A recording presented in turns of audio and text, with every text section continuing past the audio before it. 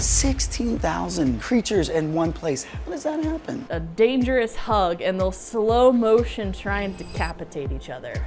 So we have Captain Cuddles, Sergeant Snuggles, and Lieutenant Lovey. We have an octopus named Steven. This is the one I'm the most fearful of, for sure. And that's like super poisonous, right? Venomous, yeah, it'll wreck you. Yeah, they cover themselves with crap, which is super fun with something very venomous. Real nasty sting. Really? It's like we walked out of the real world and into a completely different rainforest type environment here.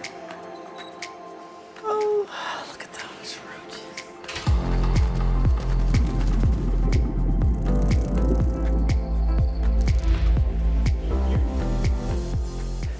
Whoa. Wow. Come here. That thing. See that like ice pick-esque appendage? Yeah. So these guys are found in Malaysia. So that's the giant Malaysian palm weevil. They're considered a pest species for the palm industry because these guys live their entire life cycle on palm trees. They are a food source as grub for a lot of people. So culturally, they have a lot of impact. So people eat these? They'll eat the grubs, yeah. Oh, wow. The males they'll fight each other to the death. So what they'll do is they'll get into basically like a hug, like a dangerous hug, and they'll slow motion try and decapitate each other. This is an itty bitty mantis. Oh, look how So this is a spiny flower mantis. Oh, I had one, yeah. Oh, you have one? I had one. Oh yeah, they're great. Full grown, she'll be about the size of an orchid mantis, but really just super alert and really like looks at you and looks at people and. Look how far right I can stretch. So Butterfly Pavilion has been along for how long? Yeah, so we opened up in 1995. It'll be in July. We'll have been around for 28 years. Wow. And then we're currently in the process of master planning for a brand new facility. A massive expansion. We'll have 3,000 square feet of holding space in the new facility, 3,500 to 4,000 square feet with a 10,000 square foot conservatory. On site, we have over 16,000 animals, not counting like every bee or ant. 16,000, 16,000. And then we have over 325 different species that are represented. These are Socotra Island blue baboon tarantulas, and these are a social tarantula. They can be kept communally. You mean like they'll hang out with you, just come sit down? They'll hang out with each other, not with you. Oh, okay. No, sorry. No. We can find a couple bugs that maybe might be more into you. Okay. But this particular species, they'll live together. You can get generations and generations and generations of these tarantulas, and you can have colonies of 90 tarantulas all living together, having grandparents, great-grandparents. It's really cool. It's like something out of like Harry Potter or Lord of the Rings when you see like all the spiders in those movies and there's tons of them. Yeah, they're all just coming at you. It's kind of like this. So Rosie, the tarantula you can hold here, she can be up to 40 years old. 40? Yep, 25 to 40 is usually the range. So I may have held the same Rosie every time I've come here. You could have. We do have more than one Rosie. Rosie only works 2 hours every 7 days. Great union. I was talking to the Rosies earlier today, and they've all kind of collectively decided they'd not like to all be called Rosie. If you want to switch up the names, That's fair. This is the one I'm the most fearful of, for sure. And that's like super poisonous, right? Venomous, yeah. It'll wreck you. This is actually from the United States. So these guys are found in Texas, the kind of Southwest. They are from the genus Scolopendra. That is found around the world, but the Vietnamese centipede's venom is much stronger. Sergeant Snuggles. Dude, is his name? That's his name. Sergeant Snuggles? Yeah. So we have Captain Cuddles, Sergeant Snuggles, and Lieutenant Lovey. We have an octopus named Steven. We just have no rhyme or reason to our naming schemes. All of our Black Widows were named after gas stations at one point. I'm gonna pull these guys. Thorny Devil, I guess. Yeah, so these are thorny devil stick insects. And usually when it comes to Australia, it's either big, venomous, or prickly. And these guys are big and prickly. Herbivore, so they eat plants. They eat blackberry, bramble, rose. We can feed them a variety of things. The first time we got them in, we put them out on exhibit, and we disturbed them, and we're like, what is that smell? And it was real skunky, and everybody was like, oh, I don't know what that smell is. And we're like, come on, guys, we live in Colorado. Whoa, Jacob. If you compare them to a fish, they're pretty bomb-proof. These guys are like zebra danios. So welcome to Wings of the Tropics. This is our 7,000 square foot rainforest conservatory here in Colorado. It's basically a bonsai rainforest. We have lots of tree species in here that in the wild would be 30, 40, 50 feet tall. But our horticulture team does an amazing job of keeping everything low and creating this really lush environment. We have anywhere from 1,600 to 2,000 butterflies in here at any given time. It's really easy to see that on sunny days. Butterflies are really active when it's light out. And then we have over 70 to 80 different species at any given time in here. Wow, this place is amazing. It's like we walked out of the real world and into a completely different rainforest type environment here. Yeah, it's a bit of an oasis in the middle of Colorado, an opportunity to rehydrate your skin a little bit. A lot goes into creating a rainforest in a high plains desert, which Colorado is. It's an arid environment, so we have really low humidity. So we have tons of different types of LSS and like life support that are able to have us create this really thriving, healthy environment. So how did all the butterflies get from their environment here? We work with butterfly farms all around the world in the tropics. So we have them on most every continent that has a tropical zone. We work with farmers who are able to protect virgin rainforests. So they basically have rainforest that is not developed, it's not clear cut, it has the majority of the natural flora and fauna.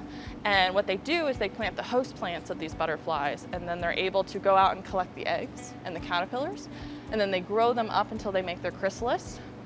And once they're in chrysalis form, they ship them to us. We are purchasing anywhere from 500 to 700 chrysalis a week. We're paying 75 cents to $8 for each chrysalis.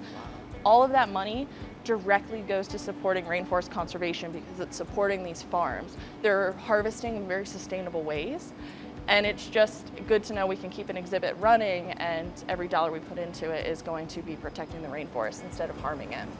So, and how does the Butterfly Pavilion pay for all that? With gate admission. So we are a nonprofit, we are a zoo. All of our conservation is pretty much funded either through grants or through our gate admission. So anytime somebody buys a ticket to come visit here, they are helping to support not only the amazing education work we do, but the conservation work as well. This wouldn't be considered a biome. Right. It'd be kind of more like a garden reef, if you will. That being said, we do make sure we don't have the host plants of our butterflies. They're super hungry, so they eat a lot of plants. Hungry. Voracious. The Hungry Caterpillar was a memoir, not Did a you storybook. know that a caterpillar can eat through 1 apple, 2 oranges, 3 pears? Yeah, in reality, if we were to grow all of the food for every butterfly in here for the caterpillars, we would need roughly 100 football-sized greenhouses to feed everybody.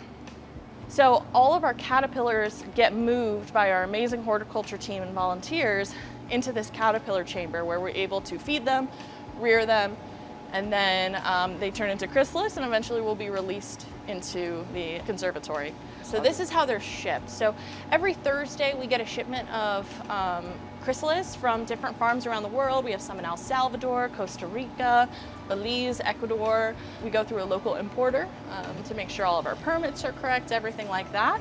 And then we take that box and we hang every individual chrysalis with low temp hot glue. Wow. And we just reattach them to the stick.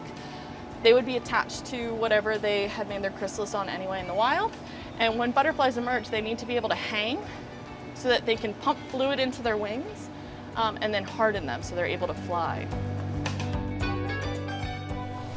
So, flower urchins right there. Oh, wow. Isn't that pretty? Yeah, that's very nice. Yeah, they cover themselves with crap, which is super fun with something very venomous. It's a real nasty sting. Really? Yeah, it's not going to kill you, but if you were underwater diving, there's a chance that it could mess with you enough that you couldn't make it back to surface. These are a type of jellyfish? Nailed it. And do you know what species it is? Yeah, it's Cassiopeia. So these guys are an upside down jelly. They have zooxanthellae in the tissue of their arms, so they're able to farm food like a coral, but they're able to move, so they have more mobility. You're also doing this very special project called the Florida Reef Track Restoration Project, which is super important. We definitely want to touch on today while we're here. Yeah. But tell us about these corals here and just, a minute about what's going on here. Yeah, so these corals are part of the AZA's Florida Reef Track Rescue Project, and this project is incredibly important. These coral were triaged out of the ocean when there was a disease running rampant that was causing huge die-off. It impacted close to 22 species of reef-building coral, which is pretty unheard of, and it also had an almost 100% mortality rate when a coral got the disease. So really scary. Florida's government reached out to the associations of zoos and aquariums under which we're accredited, and they're like, hey, you guys know how to take care of coral. We want to triage healthy coral as best we can out of the ocean. And AZA went, we want to help you, and they put out a call, and they were like, hey, we need people to volunteer. So we had to volunteer staff time, volunteer putting this system together. One of my favorite corals, and I love it because it's so unique, is this Eusmelia. It's Eusmelia fastigiata. This is a really unique coral. It's monotypic in its genus. It's the only species in that genus. This guy here, this is a Colpophilia natans. This is more kind of like a brain coral, a maze coral. And this, you can see the individual mouths between the ridges. But that colony just kind of grows as one big unit. Whereas on the Eusmelia, you really do see splitting of those heads. Very awesome. Thanks, Sarah. Yeah. All right, so you have more over here. I remember when you were setting up this tank. Yeah, it's come a long way over the years. And this is kind of a full-blown coral reef, it looks like. You have a lot of hammer coral in here. Yeah, we've had some big bubble tips that have just taken over. So what's in this tank currently is what can survive the wrath of our bubble tips. And do you ever get to a point where you have to start taking some of these bubble tips out? Yeah, so we're actually at that point right now. This tank is about to get a huge refresh. Where we'll be taking out some of those bubble tips, moving them to different enclosures, and then filling this tank out with a variety of coral that we have in our propagation systems in the back. We have some flame scallops. These guys are interesting. They're not actually a scallop, they're a file clam. The way to tell the difference is scallops swim forward, file clams swim backwards. And then I saw a bunch of camel shrimp over here too. Yeah. These things are super colorful, and I don't actually see a lot of people keep them very often. But no, it's actually one of the coolest shrimp in the industry. I love camel shrimp. Yeah. If you are looking for a colonial shrimp that's going to give you a ton of personality, camel shrimp are it. They sometimes will act like a cleaner. Like these guys will jump on my arm and just they'll clean my arm. Right. They're a lot hardier than cleaner shrimp. That being said, they are corallivores, so they do eat corals. They'll eat soft corals specifically. So they'll go after your mushrooms, rickordia, things like that. So they're not necessarily best for a reef tank unless you don't care about your coral. So highly recommend them. They're really underrepresented in the hobby. Thank you so much, Sarah. There's still so much here, but it looks like people are coming in. Yeah. And so that means our time is coming to a close. But if you guys have not been to the Butterfly Pavilion, it is here near Denver, Colorado, in Westminster, Colorado. And the lovely Sara Stevens will be here to welcome you and show you around. I'm more in the back now for sure, but I sometimes get grabbed by guests as I'm walking through with questions, and I'm always happy to answer any question. Well, if you saw this video and you're coming because you saw it, go ahead and request Sara anyways. Stop her from whatever she's doing and request her to come out. Tell her you saw her here on the Fritz channel. If you want to see more stuff like this, make sure to like and subscribe. Thank you, Sara, so much. Until then, thank you, Fritz fam. We'll see you next time.